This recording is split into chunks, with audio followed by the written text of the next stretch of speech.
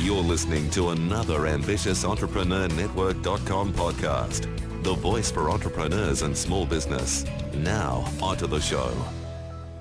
Welcome to Smart Connect Podcast, the podcast for small to medium-sized enterprises. Join your host, Anne-Marie Cross, as she interviews business experts and industry thought leaders on best practice initiatives, innovation, and insights to help you grow your business. Now, over to your host.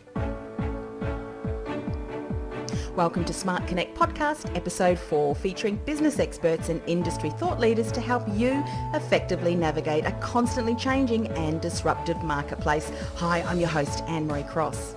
According to my guest today, there are over 200 signals that Google looks for to rank a brand online.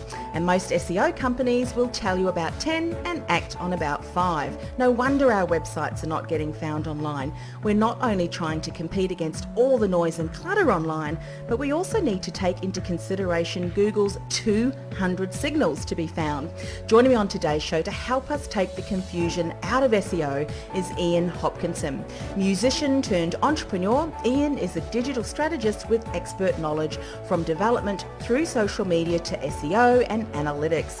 He is the founder and head of results at digital marketing agency Mad Scientist Digital. In addition to growing his business, he's heavily engaged in local startup community as well as the director of the Melbourne chapter of the Founder Institute. And on today's show, Ian is going to share the philosophy of SEO and what's really important, so make sure you grab a pen and paper, take all the notes down, the 3 key areas of SEO explained, as well as optimized content is queen, links are king. So welcome to the show, Ian. Thanks for having me, Anne-Marie. SEO is one of those topics that we don't even really know where to start. So thank you so much for coming on the show and explaining to us in detail.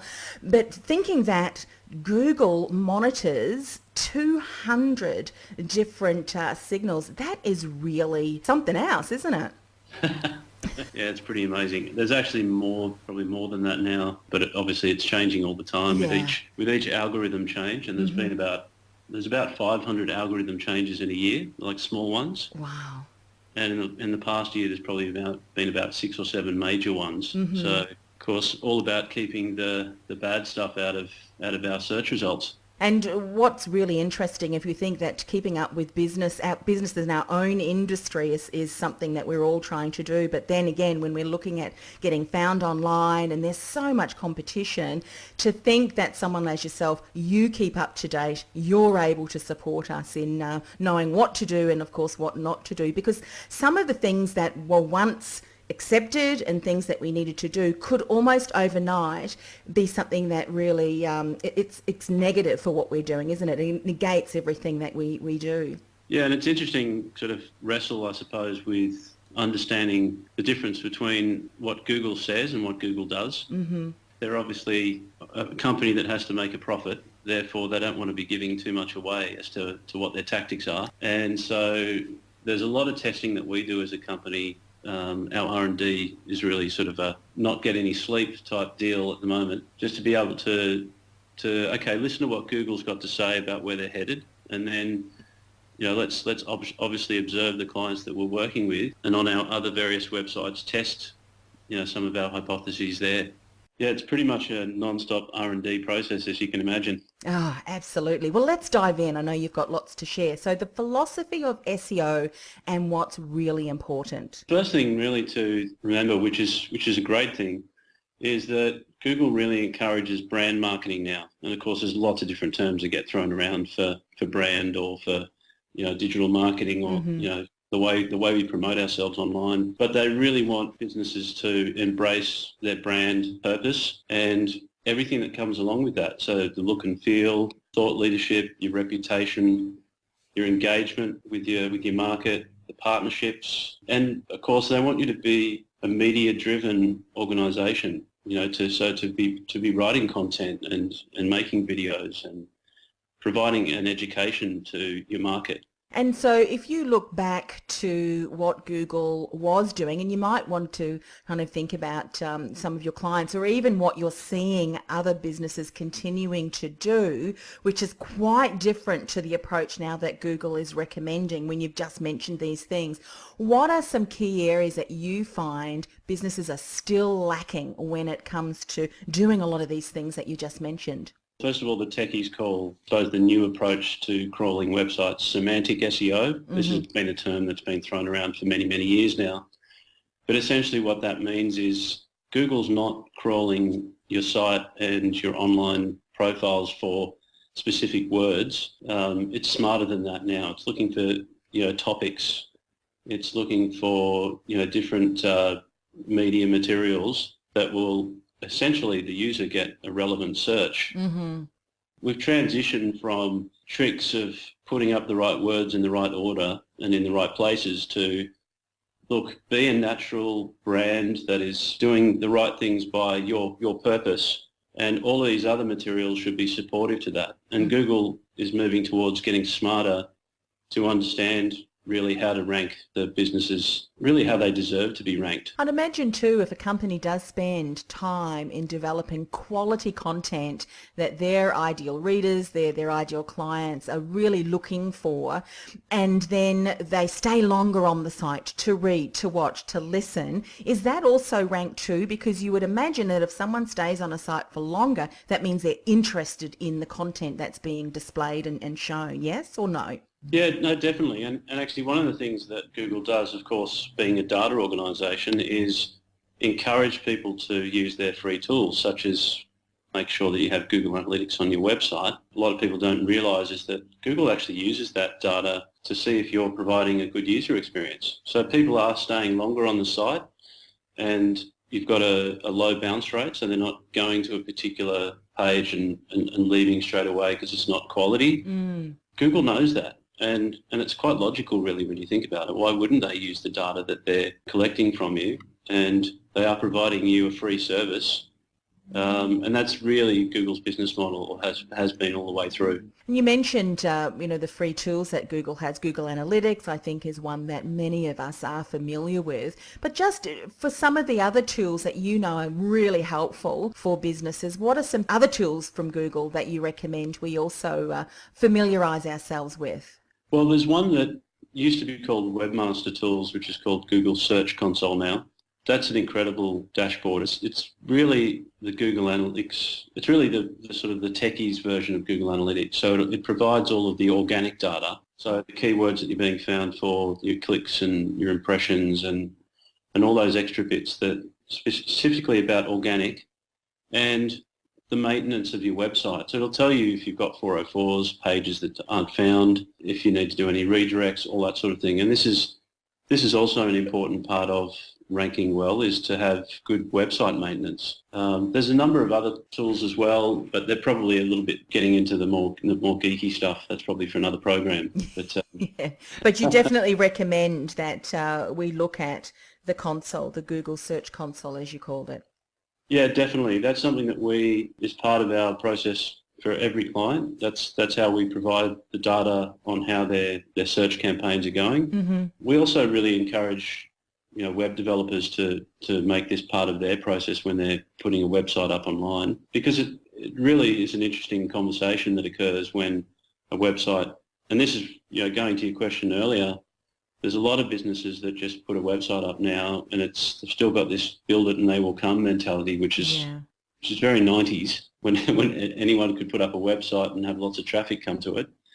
We're in a very crowded marketplace now, and it's got to be a well thought out strategy to get yourself positioned online appropriately. I would imagine also too that some of businesses find that their market shifts, so that they may shift in their direction or the topics and areas that they're expertise in. You think of all of the content that is out there, even older content. I mean, that kind of thing can detract or lessen your overall profile too, I would imagine, yes?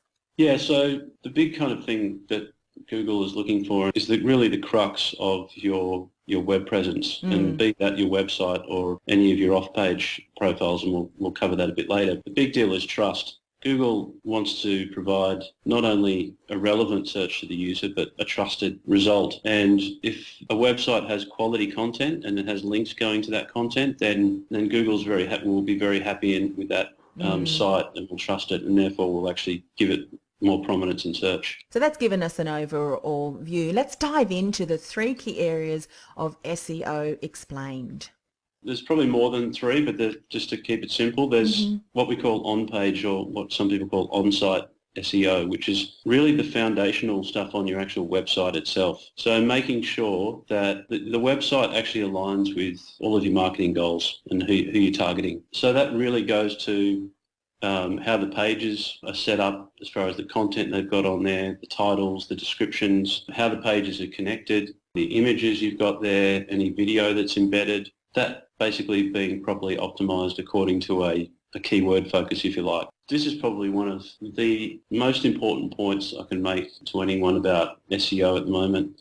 On-page SEO often gets left. It often gets forgotten. Quite a lot of our clients who have been doing SEO for years come to us for us to do an audit, and their on-page SEO hasn't been done. Whoever's been doing their SEO has skipped all of that and gone to the second stage, which to me is really flabbergasting, because it's a little bit like starting out, with the roof and not actually building any walls or foundation on the house.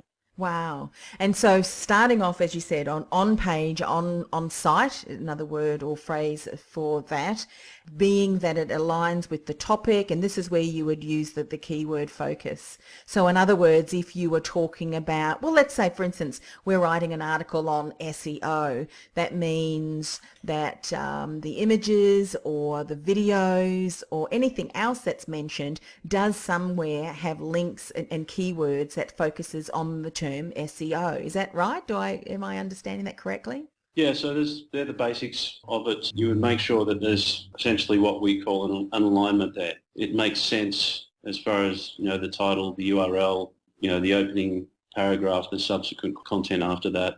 It all has to be focused around a topic area. And again, we're not talking about stacking articles with keywords or sort of over SEOing anything. We're just talking about very basic stuff. And of course, there's the user-facing stuff, and then there's the Google-facing stuff. So there's the content on the page. Some people who have been in the back of their website might have seen the little title tag description area, the meta description area, sort of the Google, what we call the Google-facing stuff that your SEO person really needs to dig into. And there's a lot written online about the relevance of that anymore. There's lots of articles about, that doesn't matter anymore. As long as you've got good content, then content is king. You're gold. Got to be optimized content. You can't just have content sitting there because Google will then basically take the first paragraph or bits of that page and guess what that article or that website is about. So this is where SEO people come in. There are a set of Google guidelines that they provide to webmasters to optimize your site, and that's essentially what we follow as we go through that Google-facing stuff in the background. So you could have the best article with great content that your ideal client wants to know about, but if it's not incorporating some of these key things that you just mentioned, it may never get found. It may by luck if you've got a trusted site that's been around for a long time. There's some other factors there, but no, essentially you won't be found relevantly for that article. And if you think about when you do a search and you've got a list of search results in front of you, those short descriptions, they should be a nice summary as well. That you should read that description and get a good idea of what's on that page. And if you do, and it's relevant to what you want, then you'll click on that search. So there's conversion implications as well as to those descriptions. Quite often what you see is, the first phrase of the paragraph and then ... And that doesn't really give an insight into what the overall article is about. That's right. I mean, it's like picking up a book. You go to the back cover or, you read, and if there's not much there, I mean, you're going to go, well, I'm not going to bother reading that one. You put it back on the shelf. That's right. You've got that 2 or 3 seconds to grab someone, and we know how quickly we refine our search if we don't get the right thing. Yeah, absolutely. I've got to go back and put, Melbourne or Sydney in that one, or I've got to put an extra word in, or it's funny, then we tend to blame Google and say, oh, that wasn't very relevant, was it? But it's a two-way street. Yes. Google has has a pretty hard job when you think about how much there is of the world's information to organise. They really do rely on us to set up the website accordingly. And on top of that, I mean, this is probably a whole other program, but there's probably about 20 to 25 ways to search for things as well. Mm-hmm. We complain about the tool, but we don't really know how to use it. There's a number of different ways, and I'm actually working on a book about that at the moment, that you can use the search engine. So rather than everybody saying, oh, Google, get your act together, or webmasters, get your act together, as users of the search engine, why don't we learn more about how to use it properly? Exactly. It's like the driver's blaming the car, oh, I don't know how it ended up in the ditch. Maybe we need to look at the driver of the vehicle. As you know, everything that we're speaking about today, we can really dive deeply into the topic, but let's talk about the second key area of SEO explained. So the second key area is really what we call the off-page SEO, and that is everything that's not on your website itself. This would actually include the third component, which I'll get to as well, but I separated that out because it's quite a big area, and that's the local SEO. So all of our social media engagements, for instance, is now taken into account as to how active we are as a brand online. So it's important to think about, as an example, say your presence on Twitter ties in with your overall brand marketing approach. Isn't that interesting? Yes, so something probably around about the end of 2014, Google had, and this is a great example really, of sort of Google had a bit of a falling out with Twitter there for a while and actually took Twitter out of search. So there was a bit of a tussle going on there between the companies for a while, but around about the end of 2014, I noticed that Twitter had showed up again in search, and what they were doing was indexing every single tweet. So you can imagine if Google can index your tweet, then make it a good one, and because you could actually be found for that particular tweet depending on a whole range of factors. So what have we started to do with our clients is talk about, okay, well, if we've got this set of keywords that we're focused on your website, let's focus on those keywords in hashtags on Twitter. So again, around subject area, if you want to be known for that particular, as an expert in that particular field, and it might be, plus size clothing, for instance, let's use hashtag plus size clothing on your Twitter account. And the interesting thing is that not long after that, Facebook then started using hashtags. And as we know, a lot of the other social media platforms use hashtags now. There's a lot more to the off-page, keyword strategy and that work that we do than you would really think about. It's once you start getting into it, it's quite logical really that Google would check those factors for relevance too. Isn't it amazing how, many years ago, a lot of the companies and businesses that I was speaking with would often say, oh, social media, no, a fad. Well, look at where we are now. But to think that our online digital footprint, the keywords that we share, the content that we share can impact positively or even detract, depending on what we're sharing, the brand and what we are getting found for. So really, I can see how many companies are confused about all this, because not only SEO, but then we're looking at social and how we're sharing. It really, companies these days need to sit back and really plan a great strategy that incorporates all of these key areas, because if one area lets them down, for instance, if they've got a great website, they're doing lots of SEO, but they're neglecting any of the other tools, the social media tools, that could be negatively impacting how they're found, particularly if they really want to become an influential voice and platform for that particular topic, their area of expertise, yes? Oh, absolutely. I mean, I think gone is the day where you can just, and I used to experience this with clients of, about 6 years ago when everyone was trying to work out what to do on Facebook as a business. Yeah. Yeah. How do we create a fan page? There's all these sorts of questions. And of course, what occurred was people were just getting involved without any particular plan whatsoever.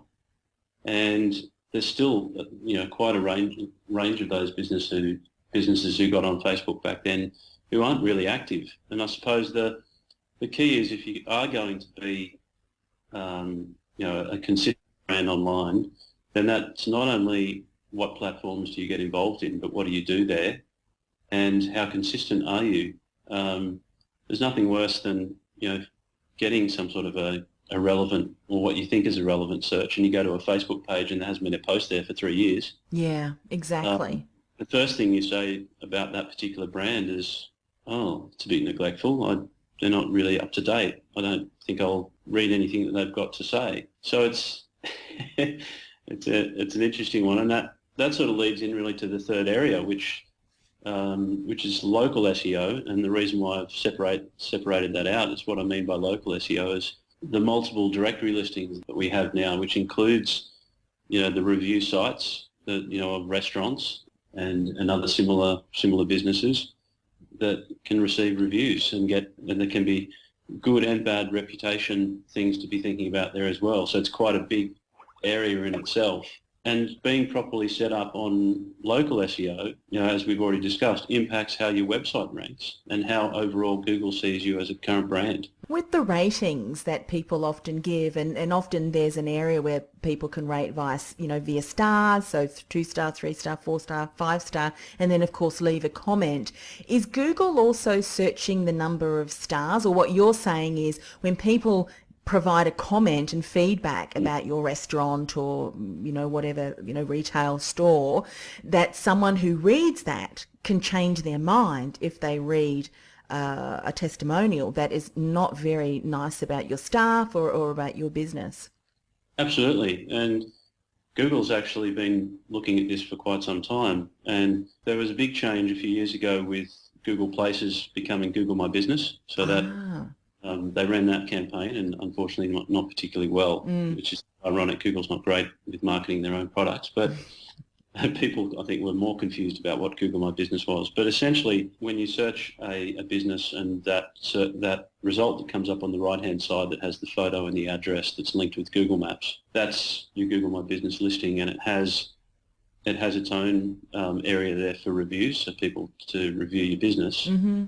And then there's, of course, a great number of other sites that aren't Google sites, and Google does index all of those other directories, and it's taken a step further now where it actually pulls in some of the results from other directories and puts it on your Google My Business page. So, for instance, if you've got a review on True Local, or Hot Frog or one of the other ones that's there, it'll give a star rating of that other review site on Google in the actual Google My Business box. Google's been collecting and correlating that data for a while, but now it's actually displaying it on your Google page. So it's really in your face now how important that is.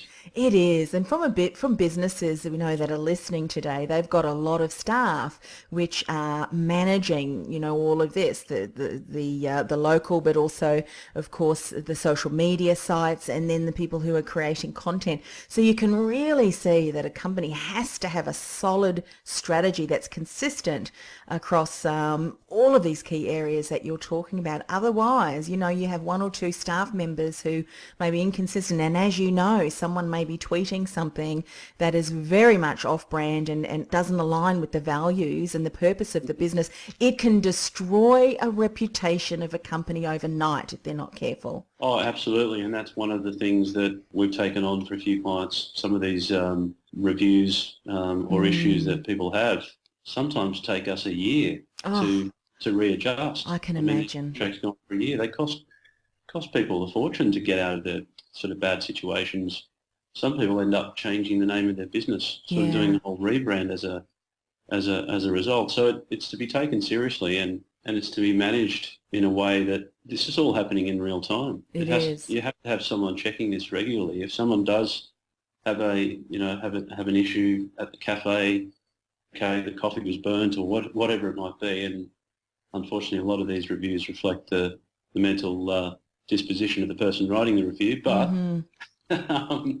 if the actual business needs to take on that feedback, then be there to reply, be there to offer something to the customer. We've helped businesses actually have some good templates or some good ways of responding to customers, and in some cases people have been so impressed that they were reached out to by the business that they've actually then taken the bad review down. And really, I think if someone is doing a search, and let's face it, every now and again as a company we may just something slips through the gaps. But as you say, it is how we respond to that. And also if someone's looking and doing a search and can see that there's consistently praise, there's consistent high rankings, the images that are being shared shows of fun, all of those different things, then when something like that happens, and it may not negate and require a whole rebrand and whole change of business, and that in itself is would be huge, absolutely huge. Absolutely, and look, the same goes for the people that you get involved in your marketing as well. You have to be very careful who you get on your team. Mm-hmm. One of the big things, I suppose, in SEO over the years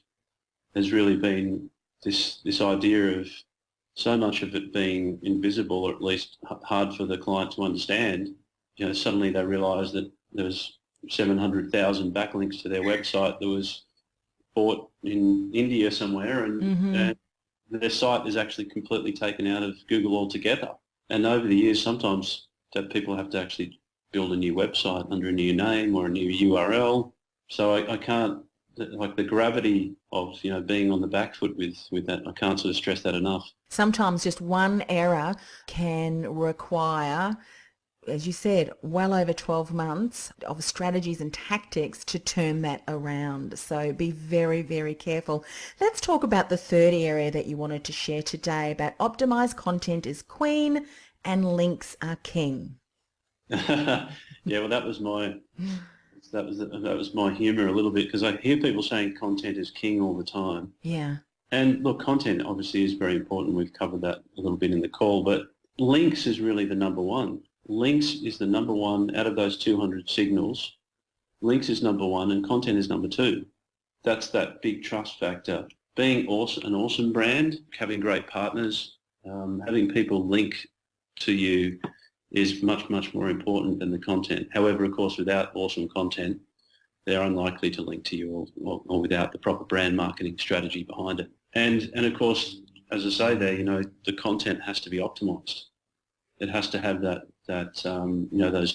title tags and descriptions so that users and Google know what the content is about. And I read some time ago now, and I'm sure it's still relevant, and you can certainly jump in and share some up-to-date things. But as a company, if we can write a really good article, it may not necessarily be every week, but you imagine if we had a number of key pieces, but then one real key piece that we put a lot of content in and information that we knew was going to be relevant and linked to, that means that when it's found, more people are going to want to link to it. It's going to get shared from perhaps other websites that are in your particular industry. So it really does validate taking time to build some really key pieces of content that are almost evergreen, if you will, in your particular industry. And maybe those key pieces, if something changes in the industry, we would be wise to go back and update them, or maybe even create a new piece that shares some updates. What are your thoughts on that? Yeah, absolutely. And look, there was a lot of emphasis when content really emerged as something that Google was looking to. There was a lot said about consistency, but as you say, having some meat on the bone, so not just having this sort of 250 word thing that goes up each day, it's not really good enough now. Our research shows that many of, sort of 90% of those stable first page results have on average about 1,800 words. Yeah, wow. These are meaty articles, and that really sort of, get into depth, the depth of a topic. And really, when we were talking about semantic SEO, that makes sense. Google wants that meat on the bone. They want to know that you're going in depth into a particular topic. And they've even, for some of those results, they've even now started showing a little excerpt. If you're page one, number one for a result, and you manage to get ahead of Wikipedia, they'll show an excerpt.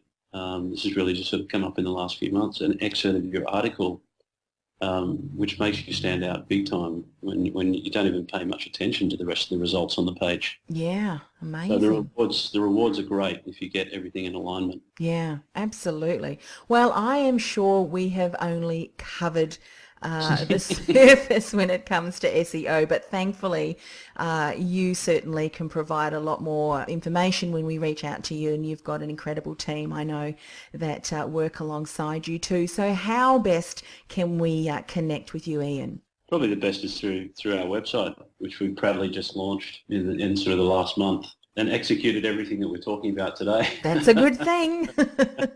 Which, funnily enough, seems to be harder on your own website than other people's, but that's that whole being very close to it thing. Yeah. So that's probably the best way to get in touch with myself. I get those emails. It doesn't just float out to the team and disappear. Mm-hmm. So that would be a great way for people to get in touch with me. And I'm happy to have a look at your site and run an audit. That's one thing that we do here is we do give our time to any inquiries that come in. We don't sort of charge an arm and a leg for an audit or anything like that. We're quite happy to give a bit of advice and let people make decisions before they part with their hard-earned cash. Terrific. So that would be the best way to get me. Yeah, fantastic. And of course, the website is madscientist.digital. Madscientist.digital, isn't it? It is. We get a lot of questions about that as well. Where's the .com? What happened?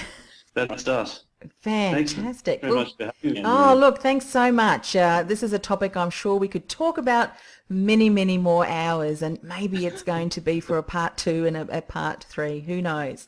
But anyway, thank you so much for coming on the show. Thanks, Anne-Marie. Are you a specialist who supports small business and you want to increase your visibility, reach and influence with your own podcast channel, but you don't want to handle the back-end management and ongoing promotion of your show? The Ambitious Entrepreneur Podcast Network is on the lookout for a select group of specialists who are ready to become an influencing voice in their industry. So if you're an aspiring podcast host, or if you have an existing business-focused podcast and you're looking for ways to increase your exposure, reach and results by leveraging our podcast network platform, let's talk. To find out more, go to www.ambitiousentrepreneurnetwork.com/podcast host. That's www.ambitiousentrepreneurnetwork.com/podcast host. The voice for entrepreneurs and small business. Well, that brings us to the end of another show. I know you've got lots of insights from our guest today. Please do reach out and connect with Ian and his team. Now, if you want to connect with Australia's foremost collective of business experts and thought leaders for small to medium-sized enterprises, go to www.ssba.net.au. That's ssba.net.au.